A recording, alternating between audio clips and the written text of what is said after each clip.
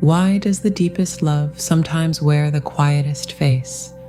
Why, when the connection with your divine masculine twin flame feels like a supernova of recognition, a frequency humming with undeniable truth, does he suddenly vanish? Not with a bang, but a whisper. Not with anger, but a retreat so profound it echoes in the hollow chambers of your heart. That silence, that withdrawal, especially when everything felt so divinely aligned, it's agonizing, isn't it? It's like standing on the shore, watching your anchor drift into a fog you can't penetrate.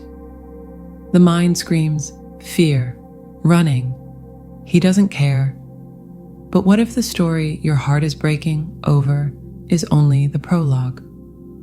What if his silence isn't the end of the chapter, but the ink itself, writing a love letter in a language you haven't yet fully deciphered? This isn't about excusing pain or romanticizing distance. It's raw.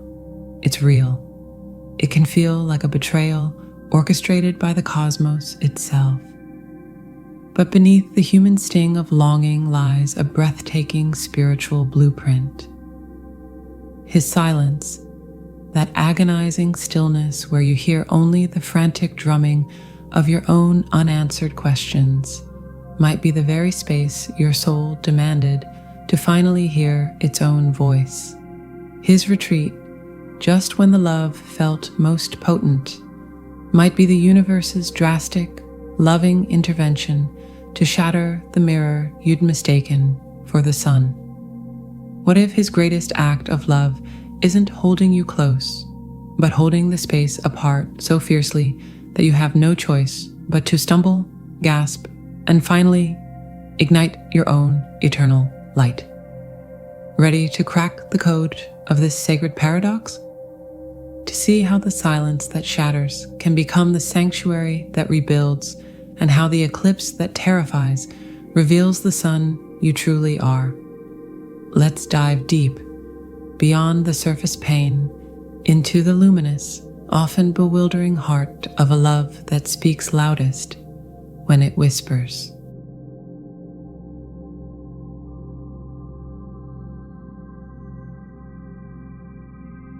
Let's talk about that gut-wrenching, mind-racing, did I imagine the whole connection?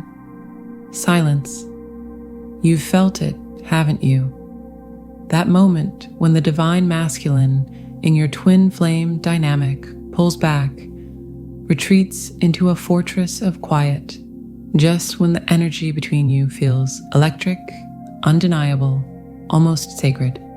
The common chorus screams fear, avoidance, emotional unavailability, and sure, sometimes the human ego plays its messy games. But beautiful soul, what if I told you that his silence, that very thing causing your heart to splinter, might be the most profound act of love he's capable of offering right now? Not a negation of you, but a sacred holding for you. Not abandonment, but a fierce, silent alchemy. Let's dive deep into this mystery, beyond the tired tropes, into the raw, pulsing heart of it.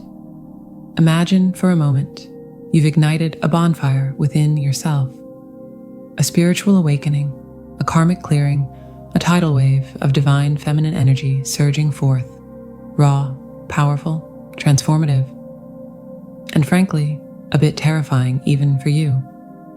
It's chaotic brilliance. Now, picture him standing beside you. He feels it.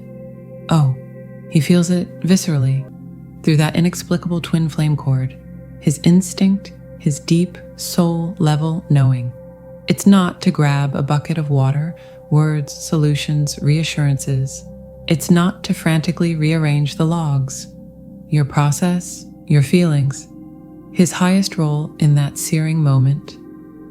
To become the stillness around the blaze, the unwavering ground beneath it, the sturdy, silent stone circle containing the inferno so it doesn't rage uncontrolled, consuming everything, including itself and you.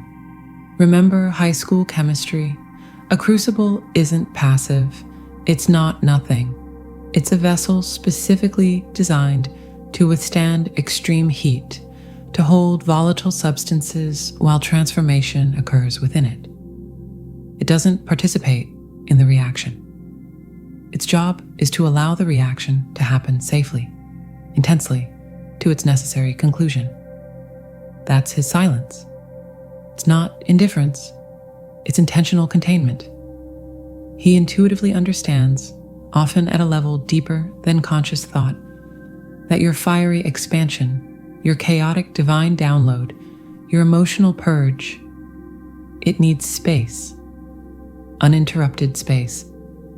Space where the raw materials of your old self can dissolve, bubble, and reform into something new, something stronger, something luminous.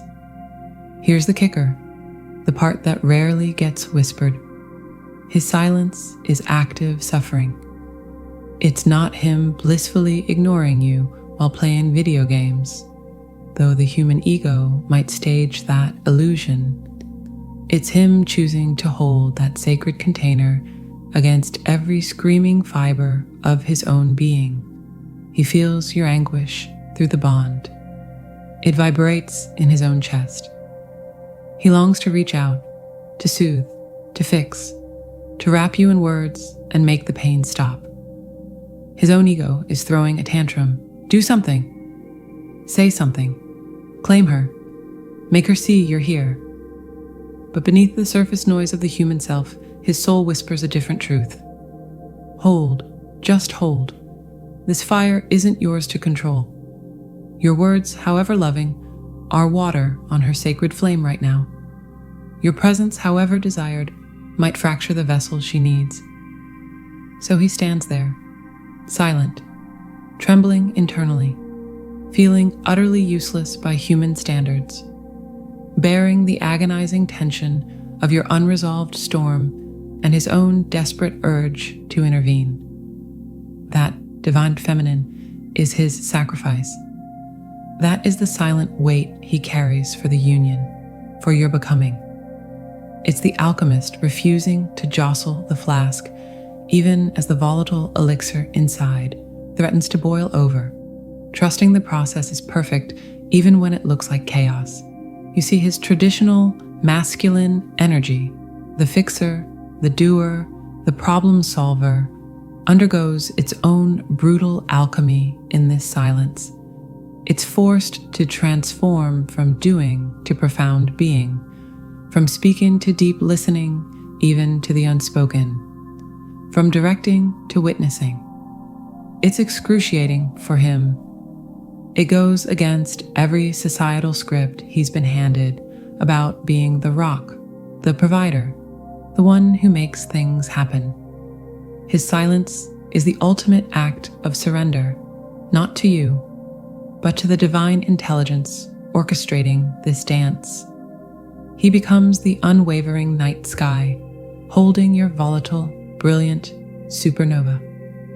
He suffers the friction of holding space against the pull of his own desires and your perceived distress.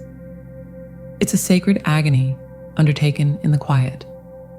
And honestly, it's maddening for us, isn't it? We want the words, the reassurance, the dialogue. We interpret silence as absence, as coldness. We might rage, plead, or collapse in despair. If he loved me, he'd say something. We cry. But what if his deepest love, in that specific fiery moment of your transformation, looks precisely like not speaking, like not inserting his human understanding, which is always limited, into your divine process, like trusting you to navigate your own inner inferno, even as he stands guard, unseen, unheard, but profoundly present in his containment. So the next time the silence descends, take a breath, a deep, shaky, courageous breath. Before you spiral into the stories of abandonment or indifference, consider the crucible. Ask yourself, what fire is burning within me right now that needs this space? What transformation is being asked of me that requires the sacred, silent container. His quiet might just be the most potent, albeit baffling love letter you've ever received, written not in ink, but in the fierce, suffering stillness that holds space for your soul's greatest emergence. It's not easy, it's rarely comfortable, but it is sacred. And you know what makes this silent alchemy truly breathtaking? When you finally learn to become your own crucible, finding stability within his stillness, that's when the entire dynamic shifts in ways you can't yet imagine. But that beautiful soul is a revelation for another chapter.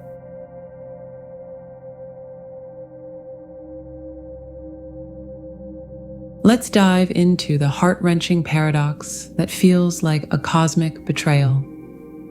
He pulls away precisely when the love feels most potent, most undeniable. When the connection is wide open, electric, and you're vibrating on that sacred frequency of union, poof, the divine masculine retreats, vanishes into silence or emotional distance, and the scream that rips through your soul is primal. Why now?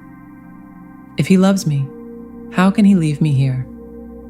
Beautiful soul, grab a metaphorical cup of tea or something stronger, no judgment here, because we're about to explore the terrifying, brilliant alchemy hidden within this devastating withdrawal. This isn't about fear or failure. This is the universe operating through him, initiating you into the most profound truth of your twin flame journey. You are the sun. Imagine gazing into the most exquisite, perfectly polished mirror.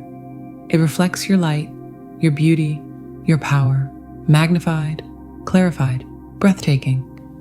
Now imagine becoming utterly mesmerized by that reflection.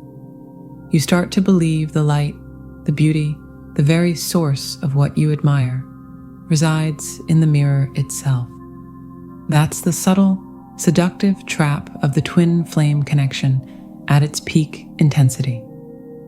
When the divine masculine is present, engaged, reflecting your energy back with love and recognition, it's intoxicating. It feels like completion.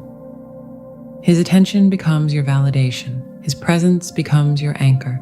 His words become the confirmation you exist, you matter, you are seen in your glorious power. It feels like home. And therein lies the exquisite danger.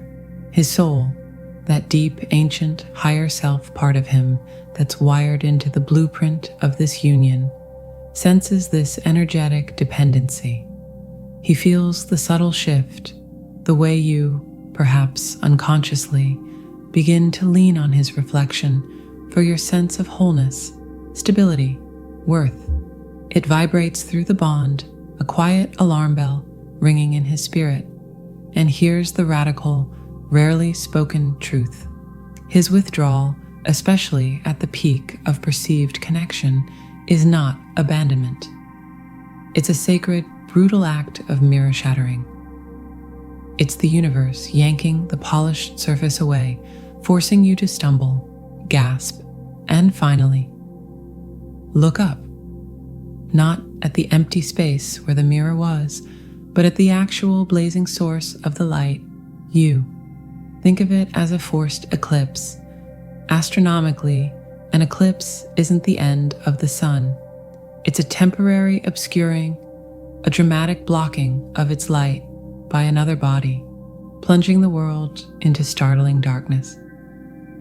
His withdrawal is that eclipse. He becomes the body that seems to block your light, plunging your inner world into terrifying shadow. Where did my light go? You wail. Why is it dark? I need him back to feel whole again. But the sun hasn't gone anywhere. It's always been there, blazing fiercely. The eclipse simply reveals your profound, unconscious reliance on the reflection rather than the source. His absence creates the necessary agonizing void. That void? It's the most potent mirror of all. It reflects back, starkly and unforgivingly. Where did I outsource my power? Whose validation was I using as my oxygen? What part of my own inner stability did I hand over, hoping he'd hold it for me? Why does his silence feel like annihilation? This is where the real work begins, the excavation beneath the pain. His withdrawal triggers the very core wounds the twin flame journey is designed to heal. Abandonment, unworthiness, the deep-seated belief that you're not enough alone. It hurts because it's touching the raw nerve. It's not him causing the wound. He's holding up the flashlight to the fracture that was already there, waiting for this precise moment to be seen, felt, and ultimately healed. He suffers because he feels your anguish through the bond. It tears at him. His human self might be confused, scared, wrestling with his own demons, but his soul knows. To let you continue basing your wholeness on his reflection would be the ultimate betrayal of the union's purpose. Enabling your dependency would keep you both trapped in an illusion of completion, preventing the emergence of two sovereign beings capable of a love built on overflow, not need. His silence, his distance, becomes the ultimate teacher. It screams the lesson the universe has been whispering all along. Look within, goddess. The validation you seek, it's in the steady beat of your own heart. The anchor you crave, it's in the unshakable core of your own being. The love that completes you, it's the love you are, radiating from your own center. He steps back, not to punish, but to force your gaze inward, to compel you to cultivate your own inner divine masculine, that part of you capable of self-validation, fierce self-holding, creating internal stability regardless of external circumstances. To discover that the love you felt through him was always fundamentally the love within you, amplified by his reflection. Does it feel like a cruel cosmic joke sometimes? You bet. Seriously, universe? Now? When I finally felt safe? Cue the dark humor, the self-irony. We've all been there, shaking our fists at the sky. But here's the miracle nestled in the agony. This eclipse is temporary. It lasts only as long as you need to truly see, absorb, and embody the truth of your own radiance. When you stop frantically searching the empty space where the mirror was and turn your attention fully inward, tending your own garden, stoking your own inner fire, building your own unshakable altar of self-worth, something magical happens. The darkness starts to shimmer. You begin to recognize your own light, independent of any reflection. You become your own sun, warm, vital, complete. And when that happens, beautiful soul, when you stand firm in your own sovereignty, no longer dependent on his presence to feel whole, that's when the eclipse ends. The mirror can return, not as a lifeline, but as a celebration, not as the source, but as a witness to the blazing, self-sustaining star you've always been. His return, or the nature of the connection then, becomes something entirely new, something forged not in need, but in the breathtaking freedom of two whole suns, choosing to orbit in sacred resonance. But how do you navigate the during? How do you find your own light when the world feels dark? Ah, that's where the real magic unfolds.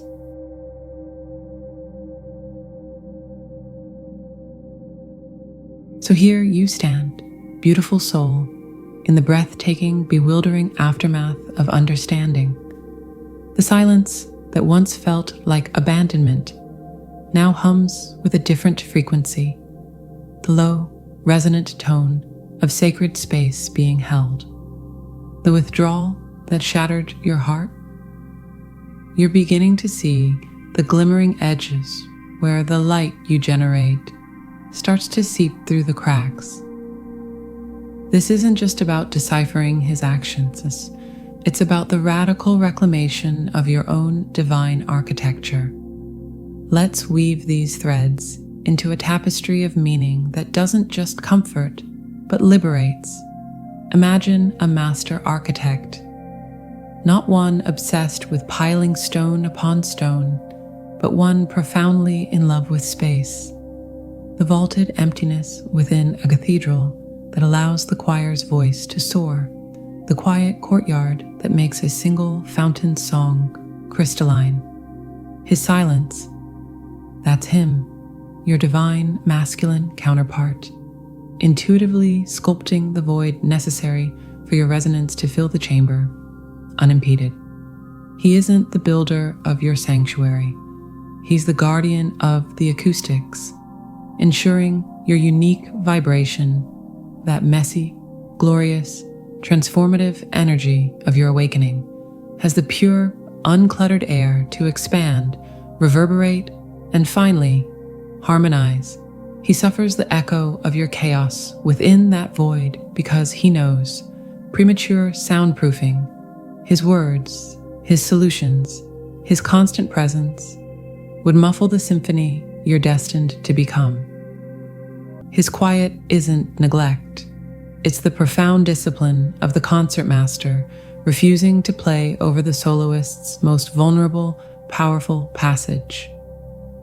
And that agonizing eclipse, that moment he vanished just as the light felt brightest. See it now not as a theft, but as the universe's starkest, most loving spotlight swung abruptly onto the source.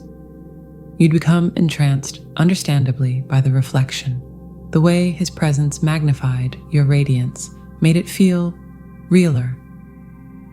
But the mirror, however perfect, is inert. It possesses no light of its own.